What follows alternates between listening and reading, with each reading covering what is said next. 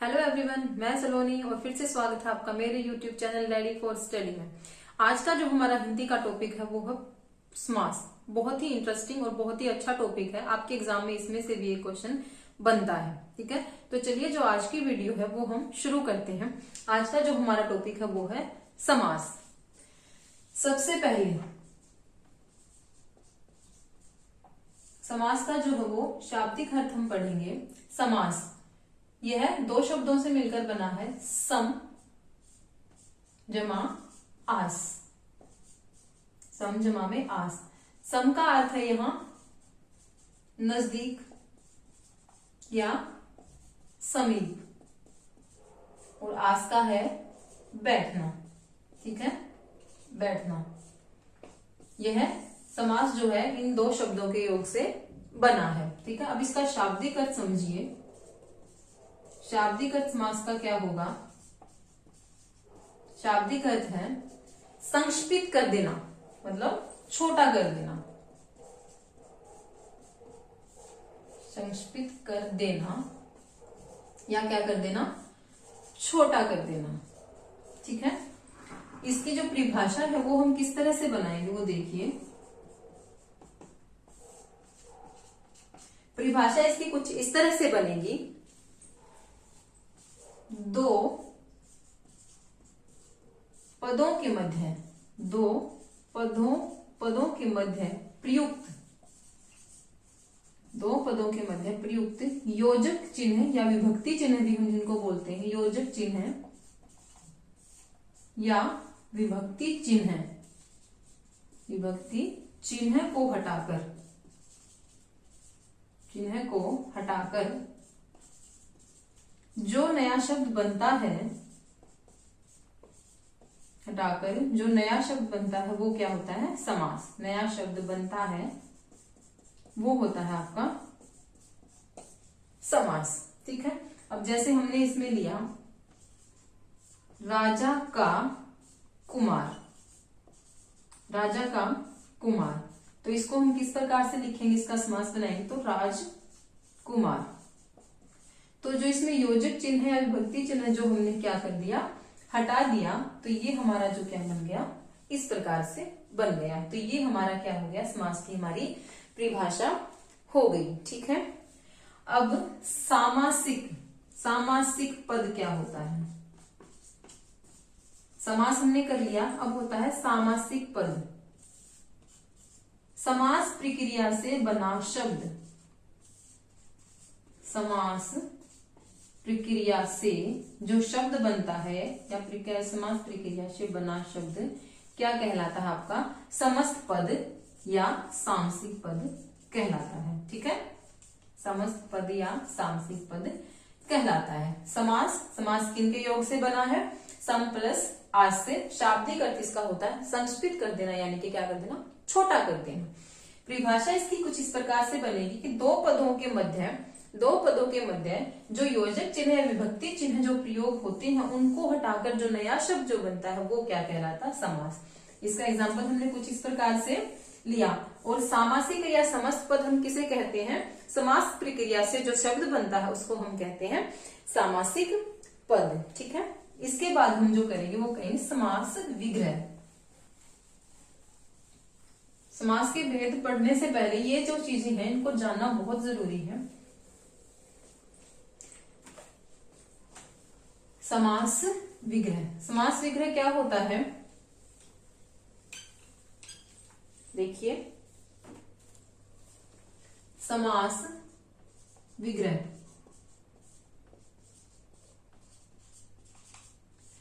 जो सामासिक जो पद हमने बनाए थे, जो समास जो हमने बनाया था उसमें जो योजक चिन्ह है, योजक चिन्ह उसमें हमने क्या करते थे? हटा दिए थे। उन योजक चिन्हों का पुनः प्रयोग करना या उन्हें पुनः लिख देना हमें क्या कहलाता है? समास विग्रह कहलाता है। जैसे राजकुमार हमने लिखा, अब इसका समास विग्रह हम किस प्रकार से करेंगे? राजा का कुमार।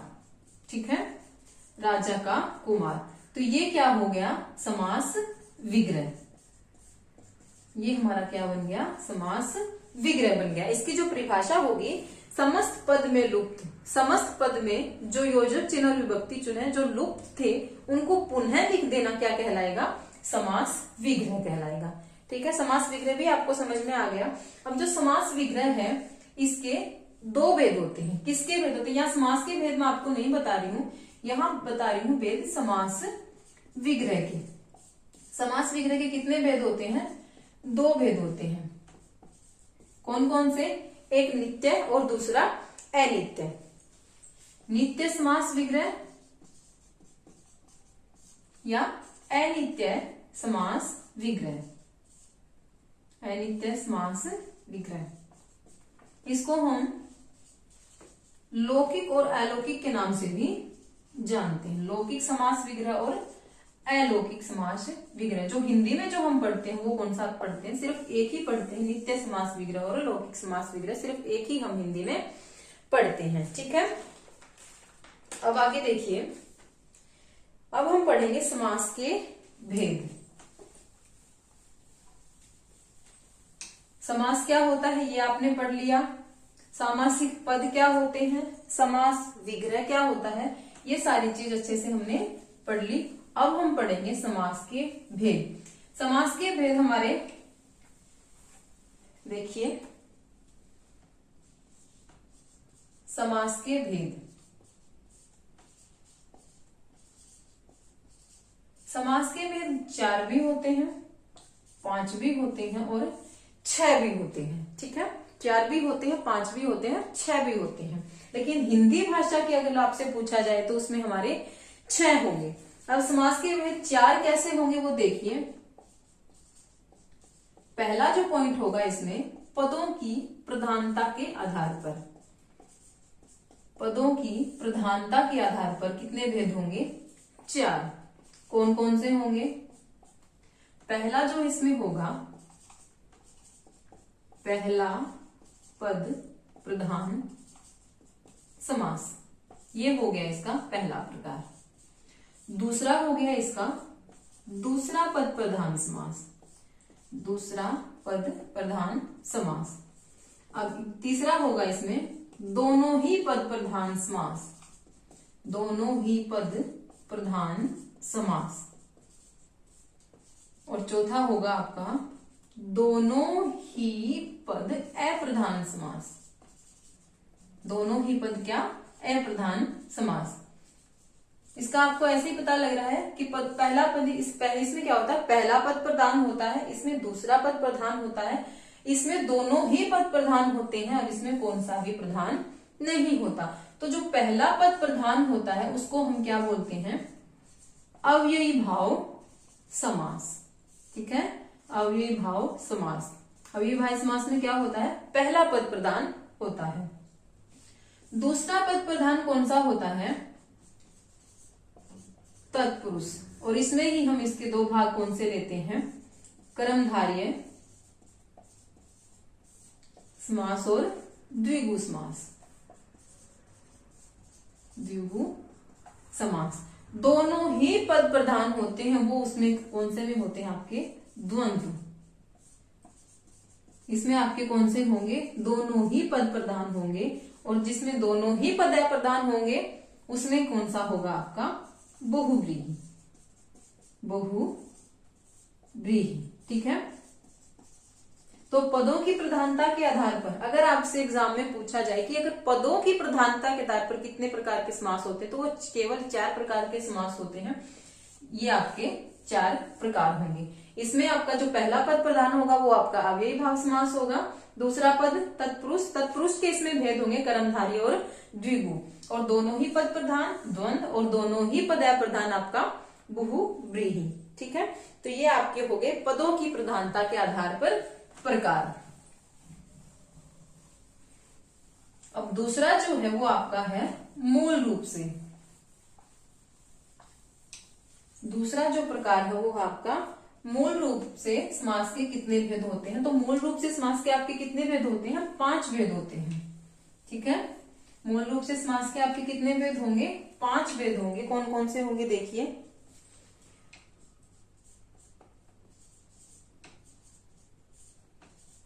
मूल रूप से समास के भेद,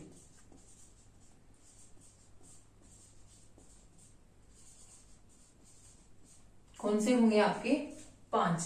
पहला इसमें होगा आपका केवल समास, ठीक है। पहला आपका होगा इसमें केवल समास, दूसरा होगा इसमें आपका अव्ययी भाव समास, अव्ययी भाव समास। तीसरा होगा आपका इसमें तत्पुरुष, तीसरा होगा आपका इसमें तत्पुरुष समास। यहां आपका तत्पुरुष में क्या होगा, इसके आपके यहां इसमें 2 भेद होंगे। पहला होगा समानाधिकरण, पहला होगा आपका समानाधिकरण तत्पुरुष समास, और दूसरा होगा आपका व्याधिकरण तत्पुरुष समास, ठीक है। तत्पुरुष के आपके कितने प्रकार होंगे, यहाँ 2, समानाधिकरण और व्याधिकरण तत्पुरुष समास। जो समानाधिकरण इसमें होगा आपका, यहाँ समानाधिकरण के आपके कितने प्रकार होंगे, देखिए 2 प्रकार होंगे। पहला होगा आपका कर्मधारय और दूसरा होगा आपका द्विगु समास, ठीक है।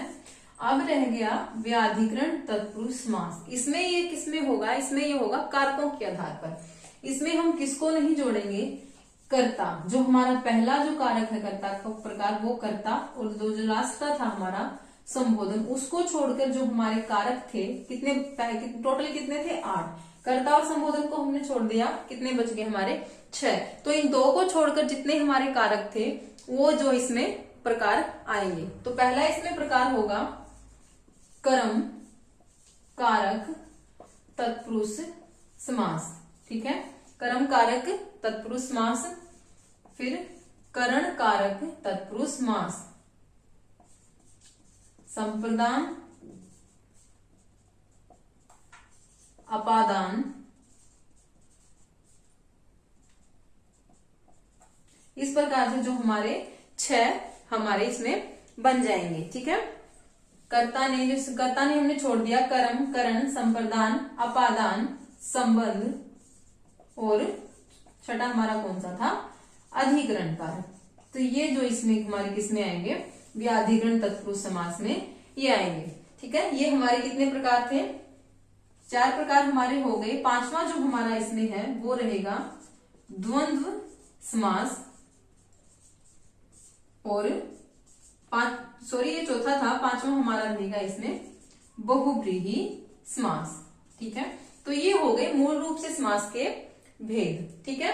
केवल समास, फिर आपका दूसरा अव्ययी भाव समास, फिर आपका तत्पुरुष समास। तत्पुरुष समास के इसमें 2 भेद है, समानाधिकरण और व्याधिकरण। समाधिकरण के 2 भेद फिर से हैं, कर्मधारय और द्विगु, और व्याधिकरण को हम किससे जोड़ेंगे, कारकों से जोड़ेंगे, जिससे हमारे कितने भेद होंगे, 6 भेद हमारे होंगे। चौथा हमारा द्वंद्व समास और 5वां हमारा बहुव्रीहि समास। ये थे मूल रूप से कारकों इसके जो समास के भेद थे वो। अब हम जो पढ़ेंगे हिंदी में, जो हम समास के भेद पढ़ते हैं वो, हिंदी भाषा में जो समास के भेद हैं वो है 6, ठीक है। हिंदी में समास के भेद,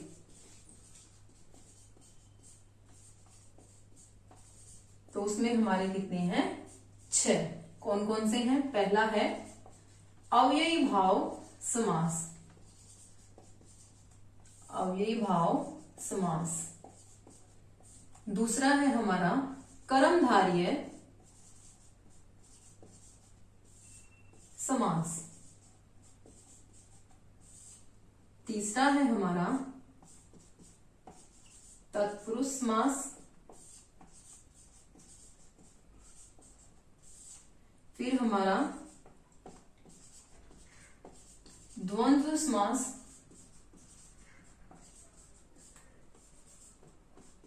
द्विगु समास, और इसमें छठा है हमारा बहुव्रीहि समास, बहुव्रीहि समास। तो पहला जो हमारा है अव्ययी भाव समास, ये क्या होता है, अव्ययी भाव समास में क्या होता है, पहला पद क्या होता है, प्रधान होता है, ठीक है। इसमें आपका क्या सा होता है, पहला पद प्रधान होता है, और साथ ही क्या होता है, पहला पद प्रधान प्रधान होता है और साथ ही जो आपका पहला पद वो क्या होगा, या तो वो अव्यय होगा या आपका क्या होगा, उपसर्ग होगा। या तो अव्यय होगा या उपसर्ग होगा। अव्यय क्या होगा, जिसमें क्या नहीं होता, परिवर्तन नहीं होता। ठीक है, जिसमें परिवर्तन नहीं होता। इसके उदाहरण आप देख लीजिए, जैसे इसके एग्जाम्पल हम लेंगे, किस प्रकार से लेंगे वो देखिए।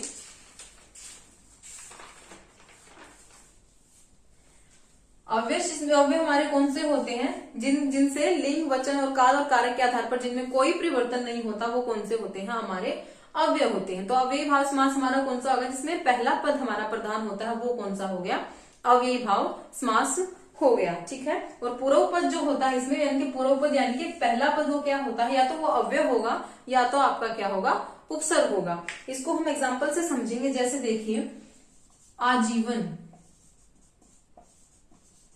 आजीवन। अब इसमें आजीवन आपको शब्द दे दिया जाए, अगर इसमें आपसे पूछा जाए कि इसमें कौन सा समास है, तो कौन सा समास आप इसमें बताएंगे, इसमें आपका अव्ययी भाव समास है। इसमें जो ये आ क्या है, आपका उपसर्ग है।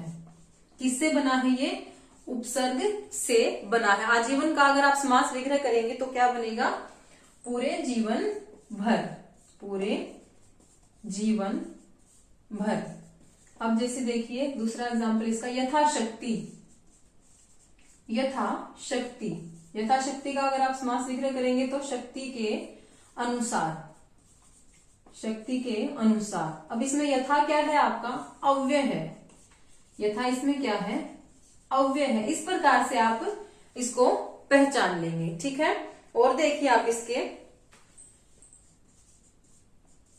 निर्विवाद, इसमें निर क्या है, इससे निर इसमें क्या है, आपका उपसर्ग है। तो ये किससे बना है, उपसर्ग से बना है। ठीक है, पहला पद प्रधान होता है और जो पहला पद आपका क्या होगा, या तो वो आपका उपसर्ग होगा या वो क्या होगा, अव्यय होगा। ठीक है, अकारण, अकारण मतलब इसका विग्रह करेंगे तो बिना कारण के, बिना कारण के। इसमें आपका क्या हो गया, क्या हो गया आपका, इसमें उपसर्ग हो गया।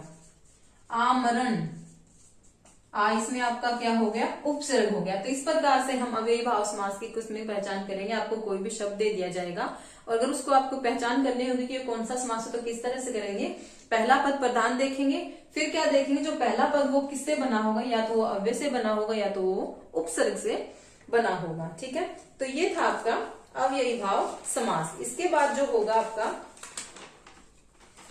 इसके बाद आपका होगा कर्मधारय समास। कर्मधारय समास में आपका क्या होगा, इसमें आपका विशेषण और विशेष्य का जो क्या होता है, संबंध होता है, या उपमान उपमेय का संबंध इसमें पाया जाता है। ठीक है,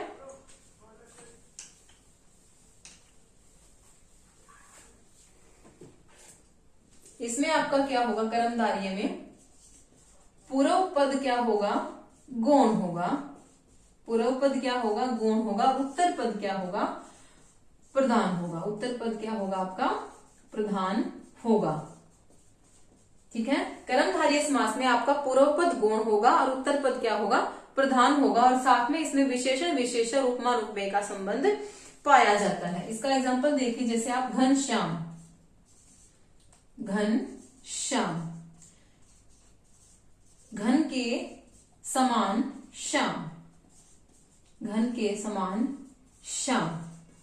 ठीक है, तो इसमें आपका उत्तर पद क्या है, उत्तर पद इसमें क्या है, प्रधान है, और इसका समास विग्रह कुछ इस तरह से बनेगा। ठीक है, कर्मधारय समास आपका पूर्व पद इसमें आपका गौण होगा और उत्तर पद इसमें आपका क्या होगा, प्रधान होगा। ठीक है, और इसमें साथ ही क्या होगा, विशेषण विशेषण उपमान उपमेय का संबंध होगा। तो ये होगा आपका कर्मधारय समास। ठीक है, इसके बाद होगा आपका जैसे तत्पुरुष समास। ठीक है,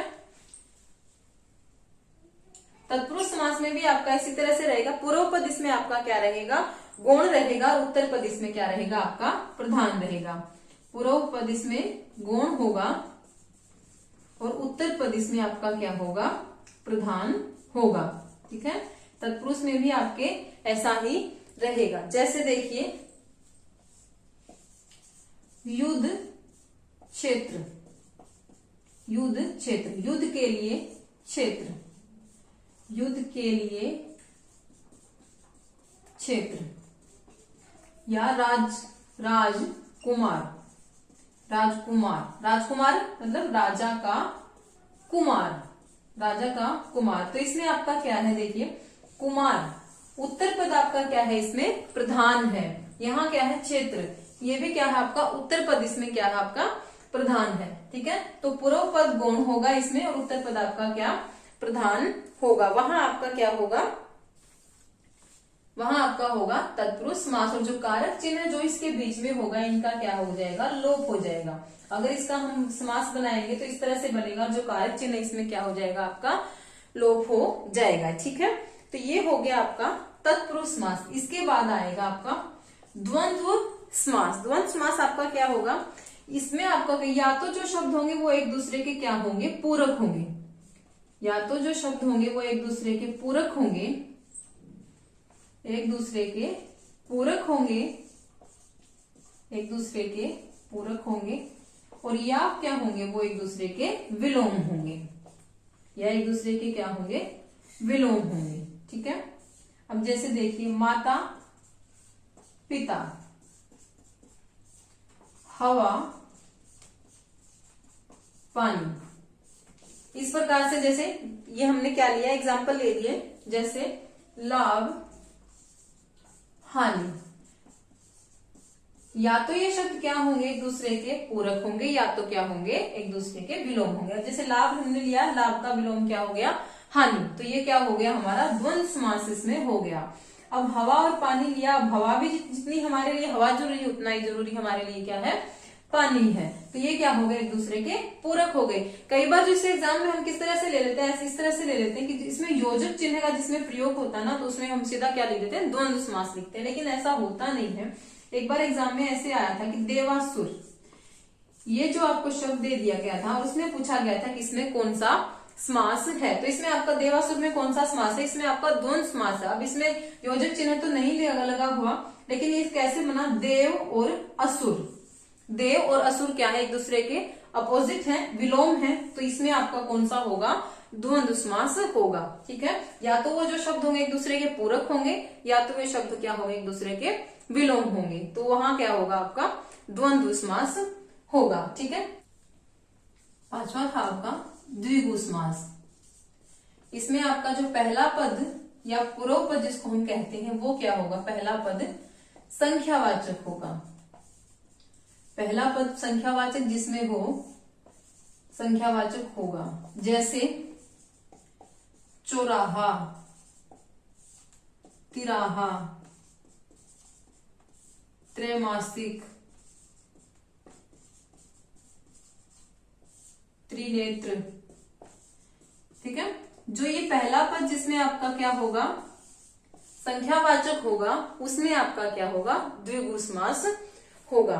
अब इसका आपका जो लास्ट में रह गया वो रह गया बहुव्रीहि समास। बहुव्रीहि समास हमने किस प्रकार से पढ़ा था, बहुव्रीहि समास में दोनों ही पद क्या होते हैं आपके गौण होते हैं, या दोनों ही पद क्या होते हैं, अप्रधान होते हैं। ठीक है, बहुव्रीहि समास में आपके क्या था कि दोनों ही पद प्रधान या गौण होते हैं। ठीक है, ये है आपका बहुव्रीहि समास।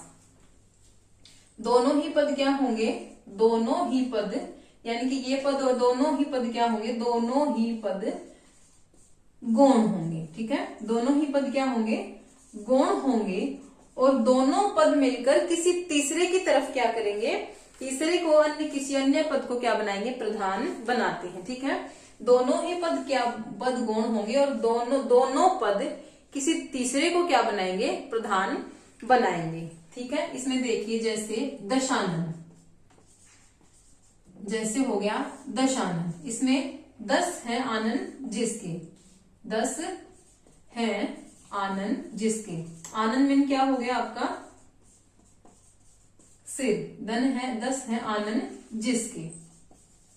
ठीक है, तो 10 है आनन जिसके किसके हैं, रावण की, तो ये किसकी तरफ इशारा कर रहा है, रावण की तरफ। अब नीलकंठ, नीलकंठ, नीलकंठ नीला है जो कंठ, या नीला है कंठ जिसका, कौन है, भगवान शिव, दोनों ही पद गौण है और किसी तीसरे को क्या बना रही हैं, प्रधान बना रही हैं, तो उसमें आपका क्या होगा, बहुव्रीहि समास होगा। ठीक है।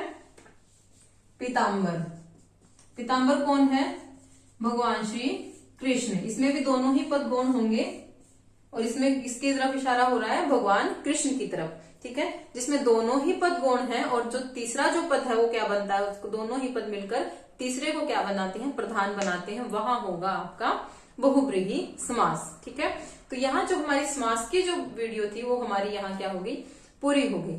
ठीक है, तो उम्मीद है जो आपको मेरी आज की जो वीडियो है पसंद आई होगी। समास की जो हमारी वीडियो है उसमें हमने इसमें जो टॉपिक है इसमें हमने क्या क्या पढ़ा, सबसे पहले हमने पढ़ा कि समास होता क्या है। समास दो शब्दों के योग से बना है, सम प्लस आस। सम आपका समीप या निकट, आस का मतलब आपका होता है बैठना। ठीक है, तो समास की जो आपकी परिभाषा है, समास की आपकी परिभाषा वो बनेगी, जो दो पदों के मध्य जो योजक और विभक्ति चिन्ह होते हैं उनको हटाकर उन्हें पास पास लाते हैं, नजदीक लिख देना क्या कहलाता है, आपका समास कहलाता है।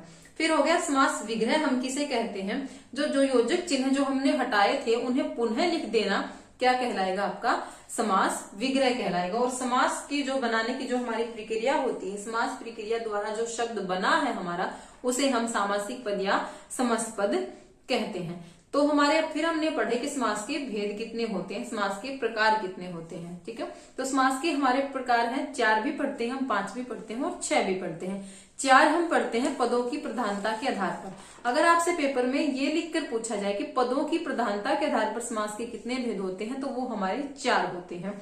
अगर आपसे मूल रूप में पूछा जाए तो वो हमारे 5 होते हैं।